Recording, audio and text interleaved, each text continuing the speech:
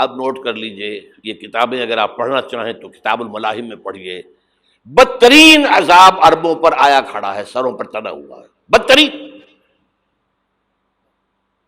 ایسی جنگ ہونی ہے الملحمۃ العظمیٰ، جس کو کہ میں بھی آپ کے گواہی پیش کر دوں گا، جسے کہا گیا دی لاسٹ کروسیڈ. بش نے بھی کروسیڈ کا لفظ بول دیا تھا، پھر واپس لیا اس نے. نکل جاتی ہے جس کے منہ سے سچی بات مستی میں، فقیہ مصلحت بین سے وہ رندے بادہ خار اچھا. کروسیڈ کہہ کر پھر واپس لیا. یہ کروسیڈ، اس کے اوپر جس قدر نقصان ہونا ہے عربوں کا. گریٹر اسرائیل بنے گا، یہ عراق، شام، اردن، سعودی عرب کا کچھ شمالی علاقہ، ترکی کا جنوبی علاقہ، مصر کا صحرائے سینا، اور اس کے ساتھ ہی جو بہترین اس کا زرخیز ترین علاقہ ڈیلٹا آف نائل، یہ سب یہودیوں کے قبضے میں جائیں گے. اس کو حدیث میں کہا گیا الملحمۃ العظمیٰ. عیسائی 80 علم لے کر اے مسلمانوں تم پر حملہ آور ہوں گے، اور ہر علم کے نیچے 12,000 فوج ہوگی، 9.5 لاکھ فوج. یہ نیٹو کی تیاری کس کے لیے ہو رہی ہے؟ جب یو ایس ایس آر کا خاتمہ ہوا تو پوچھا گیا تھا نیٹو چیف سے، اب کس لیے؟ تمہارا وہ دشمن تو ختم ہو گیا، اب ہمیں اسلامک فنڈامنٹلزم سے نمٹنا ہے. وہ جانتے ہیں خطرہ یہی ہے، اب اسلام ابھر سکتا ہے. مسلمانوں کے سینوں کے اندر وہ آگ ہے،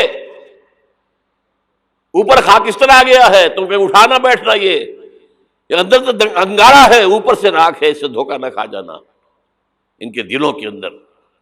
اور بش نے کہا تھا مسلمان چاہتے ہیں کہ ہسپانیہ سے لے کر انڈونیشیا تک نظام خلافت قائم کریں. اور میں حیران ہوا تھا کہ اس کمبخت کو ہسپانیہ کا خیال کیسے آ گیا؟ ہمیں تو کبھی آتا ہی نہیں، اب ہم تو بھول گئے. وہ تو 500 برس پرانی بات ہے، جبکہ وہاں سے ہمیں نکال دیا گیا تھا.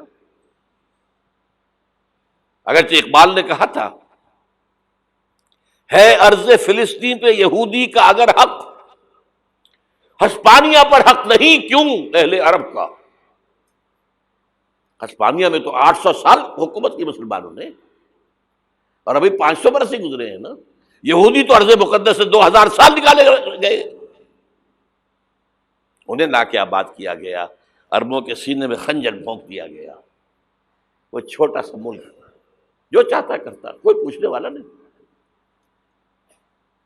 امریکہ جیسے اپنے بیٹے کی حفاظت کرے ویسے کرتا ہے اس کی. اور حضور نے فرمایا ہے وہ جنگ جب ہوگی تو ایک باپ کے اگر 100 بیٹے ہوں گے تو 99 ختم ہو جائیں گے، ایک بچے گا. یہ حدیث ہے، حدیث ہے صحیح. اور آپ نے فرمایا ویل للعرب من شر قد اقترب، عربوں کے لیے ہلاکت ہے، عربوں کے لیے بربادی ہے اس شر سے جو قریب آ چکی ہے. اور آج جس طرح انہوں نے ان کی تہذیب کو اختیار کر لیا ہے، دبئی جا کر دیکھیے، بدترین مغربی معاشرہ جو ہے وہ دبئی کے اندر ہم نے قائم کر کے دکھا دیا. اب سعودی عرب اس راستے پر بڑھ رہا ہے. اور اس کے بعد نمبر 2 پر جو ہے ہم پاکستانی ہیں. لیکن میں اس کے وہ پہلی بات جو کہہ رہا ہوں وہ تو یقینی ہے، اس میں تو احادیث صحیحہ موجود ہے. اگرچہ اس کے بعد پانسا پلٹے گا، پھر حضرت مہدی کا ظہور ہوگا، حضرت عیسیٰ کا نزول ہوگا، اور وہ گریٹر اسرائیل گریٹر گریو یارڈ بنے گا یہودیوں کا. ایک ایک یہودی قتل ہوگا اور دفن ہوگا. یہ بات میں ہونا ہے، میں پہلی بات بات کر رہا ہوں. وہ پانسا پلٹے گا جب پلٹے گا. ابھی جو سامنے ہے وہ کیا ہے؟ جس ملحمۃ العظمیٰ کہا حضور نے، جسے آرمگیڈون کہتے ہیں عیسائی. آرمگیڈون کی اگر کہیں جا کر آپ دیکھیں گے، آپ ڈکشنری میں مانی تو کیا لکھا ہے؟ A very big war which will be fought between the forces of evil and good before the end of this world. اس دنیا کے خاتمے سے پہلے خیر اور شر کی قوتوں کے درمیان بہت بڑی جنگ ہوگی. ارمجدون اسے کہتے ہیں عربی میں، اور آرمگیڈون اسے کہتے ہیں انگریزی کے اندر. اور یہ بائبل کی آخری کتاب کے اندر ہے، جو اس میں کہ مکاشفات یوحنا، ریولیشنز آف سینٹ جان. یہ تو میں کہہ رہا ہوں یقین کے ساتھ، اور زیادہ دور نہیں ہے، آیا چاہتا ہوں. اس لیے کہ یہودیوں کا اور عیسائی جو کنزرویٹوز ہیں، نیو کنزرویٹوز، ان کا 5 نکاتی ایجنڈا ہے متفق علیہ، جس کے تحت کہ یہ جنگ صلیبی شروع کی گئی ہے. وہ سن لیجئے آپ. آرمیگیڈون نمبر 1، گریٹر اسرائیل قائم ہو جانا اس کے نتیجے میں نمبر 2، مسجد اقصی اور قبۃ الصخرہ کو گرانا نمبر 3، وہاں تھرڈ ٹیمپل، وہ مسجد جو حضرت سلیمان نے بنائی تھی 1000 قبل مسیح میں، پھر برباد کی تھی نبوکدنضر نے، دوبارہ بنائی گئی، پھر دوبارہ ختم ہوئی 70 عیسوی تک گری پڑی ہے. ان کا خانہ کعبہ گرا ہوا ہے 70 عیسوی سے لے کر آج تک. ایک دیوار ہے ویلنگ وال، جہاں جاتے ہیں، روتے ہیں، پیٹتے ہیں، ماتم کرتے ہیں، وہاں وہ بنے گا تھرڈ ٹیمپل. اور نمبر 4، اس میں لا کر رکھا جائے گا تخت حضرت داؤد کا. یہ تخت کہاں ہے اس وقت؟ یہ لندن شریف کے اندر جو ان کی پارلیمنٹ کا جو چرچ ہے، ویسٹ منسٹر ایبے، اس میں رکھا ہوا ہے. ایک پتھر تھا جس پر بٹھا کر حضرت داؤد کی تاج پوشی ہوئی، پھر حضرت سلیمان کی ہوئی، پھر وہ پتھر رکھ دیا گیا جب حضرت سلیمان نے بنایا ہیکل مسجد اقصی، وہاں رہا وہ. ہر بادشاہ جو تھا یہودی اسی کے اوپر بٹھا کر اس کی تاج پوشی ہوتی تھی. سن 70 میں ٹائٹس نے گرایا اسے، ہیکل کو، وہ پتھر لے گیا، وہاں سے روم گیا، روم سے آئرلینڈ گیا، آئرلینڈ سے اسکاٹ لینڈ آیا، اسکاٹ لینڈ سے انگلینڈ آیا، اور اب وہ رکھا ہوا ہے 14ویں صدی عیسوی سے آج تک. وہ ویسٹ منسٹر ایبے میں رکھا ہوا، ایک کرسی کی سیٹ میں اسے بنا دیا گیا ہے تخت کی شکل میں. اب انگریزوں میں کوئی ملکہ ہو، کوئی بادشاہ ہو جس کی بھی تاج پوشی ہونی اس میں ہوتی. یہ لا کر رکھا جائے گا تھرڈ ٹیمپل میں، اور اس پر یہودیوں کے خیال کے مطابق ان کا مسیحا آئے گا جو مسیح دجال ہوگا. عیسائیوں کے خیال کے مطابق حضرت عیسیٰ آئیں گے، وہ ہمارا بھی خیال ہے حضرت عیسیٰ آئیں گے علیہ السلام. بہرحال یہ تو بات کی باتیں ہیں نا. اس وقت جو میں عرض کر رہا ہوں، عربوں پر بہت بڑا عذاب، اور پاکستان کا معاملہ البتہ یہ ہے، میں یقین سے نہیں کہہ سکتا. ہینگنگ ان دی بیلنس، ہو سکتا ہے اللہ تعالیٰ ہم پر رحم فرمائے، ہو سکتا ہے، اگرچہ اس کی کچھ شرائط ہوں گی. چمن کے مالک اگر بنا لیں موافق اپنا شعار، اب بھی چمن میں آ سکتی ہے پلٹ کر چمن سے روٹھی بہار، اب بھی ہو سکتی ہے. اور یہ بھی ہو سکتا ہے کہ اللہ تعالیٰ نے معجزانہ طور پر ہمیں ملک دیا، ہم نے اللہ سے بدعہدی کی، وعدہ خلافی کی، غداری کی، لہذا سزا دی جائے اور ہم سے یہ ملک چھین لیا جائے. It's just possible. دور نہ سمجھے اسے، انہونی بات نہ سمجھے. جو گھیراؤ ہو رہا ہے آپ کے مغرب میں نیٹو فورسز اور مشرق میں بھارتی فورسز گدھوں کی طرح بیٹھے ہوئے انتظار کر رہے ہیں پاکستان اور ڈسٹیبلائز ہو جائے، یہاں اور بدامنی ہو جائے. اب لاہور میں پھر آج دھماکے ہو گئے ہیں. 2 دن پہلے کا دھماکہ میں سہ کے آیا ہوا ہوں، آپ کے سامنے بیٹھا ہوں.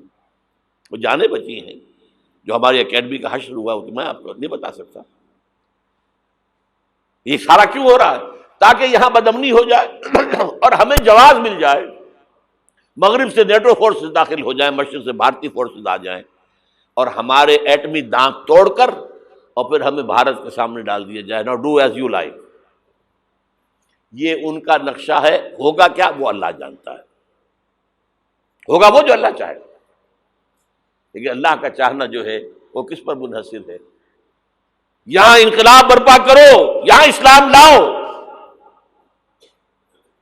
اگر دھندوں میں لگے رہو گے تو وہ خود بخود نہیں آ جائے گا انقلاب. صحابہ نے جانیں دی تھی، کتنی تکلیفیں اٹھائی تھی. 12 برس تک مکی دور کے اندر با نشہ درویشی در ساز و دمادم زن، جو پختہ شبی خدرا بر سلطنت جم زن. یوم طائف یاد ہے جو حضرت عائشہ فرماتی ہے کہ میں نے پوچھا تھا حضور سے کہ یوم احد سے زیادہ سختی بھی آپ پر کبھی آئی؟ یوم احد پر کیا ہوا تھا؟ تلوار کا وار پڑا تھا آپ کے چہرہ مبارک، یہ جو رخسار کی ہڈی ہے اس کے اندر وار گیا ہے، اوپر خود کی 2 کڑیاں تھیں وہ اس میں گھس گئیں، 2 دندان مبارک شہید ہوئے۔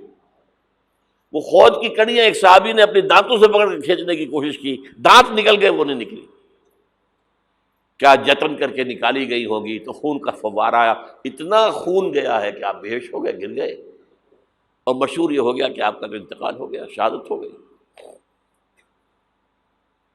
یہ سیرت کبھی پڑھی ہے؟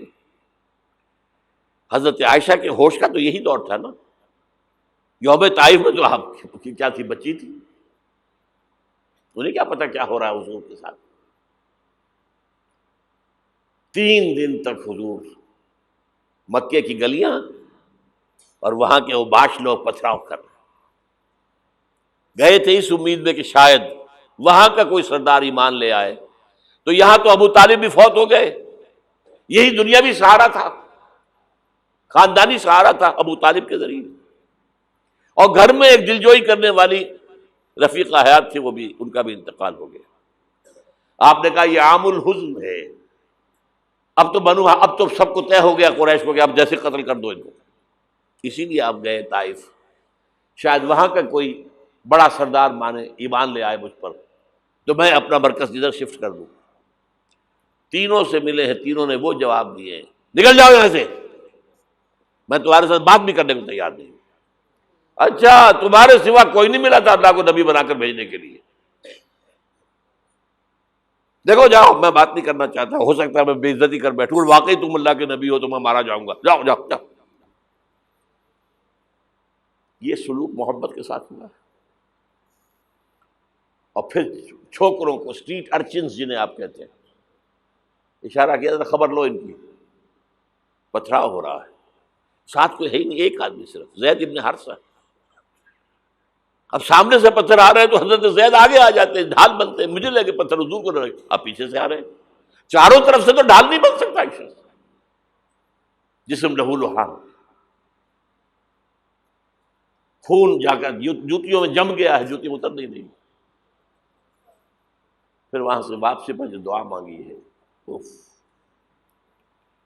اللہم الیک اشکو ضعف قوتی وقلت حیلتی وہوانی علی الناس، اے اللہ تیری جناب میں فریاد لے کر آیا ہوں اپنی قوت کی کمی کا، اپنے وسائل کی کمی کا، اور جو ذلت و خواری ہو رہی ہے لوگوں کے سامنے، الا ملتقننی، مجھے کس کے حوالے کر دیا ہے، الا بعیدی یتجہمنی، یہ میرے اوپر ہجوم کر کے آ جائے، حملہ کرے، اور عدو من لگتا امرے، یہ دشمن کے حوالے میرا معاملہ کیا، جو چاہے کر دے وہ۔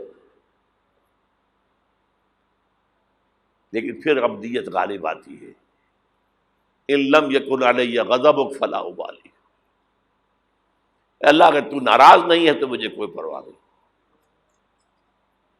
سر تقسیم خم ہے جو مزاج یار میں آئے، مجھے اندیشہ یہ ہے کہ تو ناراض تو نہیں ہوگی۔ یہ تکلیفیں جھیلی ہے، سینکڑوں صحابہ نے جانوں کا نذرانہ پیش کیا ہے، احزاب کی جنگ میں فاقوں پر فاقے ہو رہے تھے، اور ان فاقوں کی حالت میں خندق کھودنے کا حکم ملا ہے، لوگوں کی کمریں دوہری ہو رہی ہیں، پتھر باندھے ہیں اپنے پیٹوں سے، اپنے چادروں کے ساتھ کس کر، کمر دوہری نہ ہو جائے۔ اور جب صحابہ کدالیں چلا رہے ہیں تو کیا کہہ رہے ہیں؟ نحن الذین بایعوا محمدا علی الجہاد ما بقینا ابدا، اللہم لا عیش الا عیش الاخرہ۔ صحابہ کہتے تھے ہم وہ لوگ ہیں جنہوں نے محمد سے بیعت کی ہے کہ جہاد کرتے رہیں گے جب تک جان میں جان نکل جائے تو بات، اور جان ہے، چاہے ابھی بھوک سے کمر دوہری ہوئی جا رہی، جان تو ہے۔ اور ایک دفعہ کہتے تھے اللہم لا عیش الا عیش الاخرہ، اے اللہ عیش، زندگی تو آخرت کی زندگی ہے۔ اور حضور فرماتے تھے، حضور کے بیٹھے ہوئے نہیں تھے گاؤں تکیہ لگا کر، پتھر اٹھا کر خندق میں سے لے جا کر باہر پھینک رہے تھے،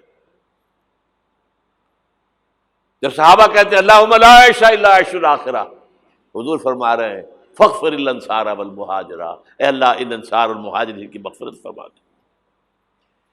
پھر حضور کی خدمت میں کچھ لوگ آئے، حضور اب یہ فاقہ ناقابل برداشت ہو گیا، دیکھیے ہم نے یہ پتھر باندھے ہوئے اپنے پیٹوں کے ساتھ۔ حضور نے کرتا اٹھا کر دکھایا، وہاں 2 پتھر باندھے ہوئے۔ یہ ہے سیرت النبی۔ آپ کس چیز کو سیرت النبی سمجھتے ہیں؟ بہرحال اس موضوع پر میری ایک کتاب ہے منہج انقلاب نبوی، کہ انقلاب کیسے آیا تھا۔ اگر دل میں ذرا بھی آرزو پیدا ہو گئی ہو کہ اللہ قبول کر لے مجھے قبول کر لے اس کام کے لیے، تو وہ کتاب آپ کے لیے مسٹ ہوگی، اس کا پڑھنا۔ هي الحلقات تحفظني بآيات من القرآن، هي الحلقات تملأني بحب المصطفى العدنان، هي الحلقات تحفظني